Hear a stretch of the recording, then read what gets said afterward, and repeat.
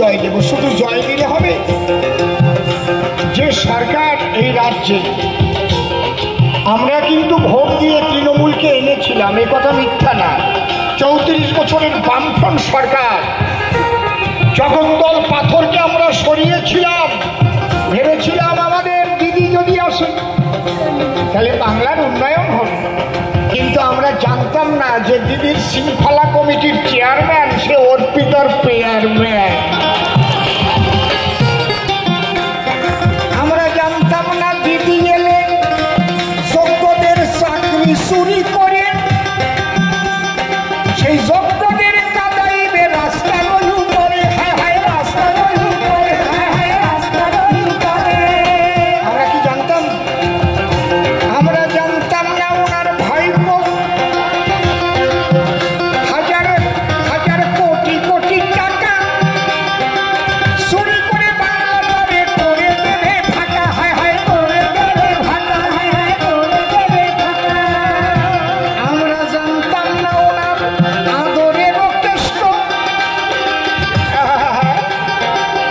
চুরি করে উন্নয়ন করবে সে নষ্ট। হয় হয় করবে সে নষ্ট, হয় হয় করবে নষ্ট।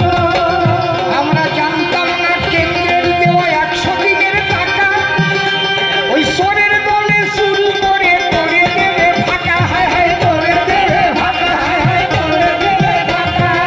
এগুলো আমরা জানতাম কি? আমরা জানতাম না প্রধানমন্ত্রী কাঁচা ঘর পাকা করার পরে যে হাজার হাজার কোটি পাঠায় বাংলারও ধারে। হায় হায় বাংলারও ধারে, হায় হায় বাংলারও ধারে। সেই টাকাগুলো মেরে মেরে পকেট ভরে লয়।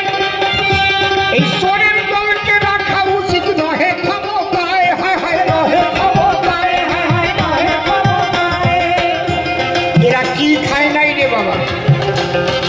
এরা চাকরি খেয়েছে, এরা কয়লা খেয়েছে, এরা গরু পাচারের টাকা খেয়েছে, 100 দিনের টাকা খেয়েছে, মিড ডে মিলের টাকা চুরি করেছে। শুধু এইগুলো খায় নাই, কি বলবো ভাই? তবে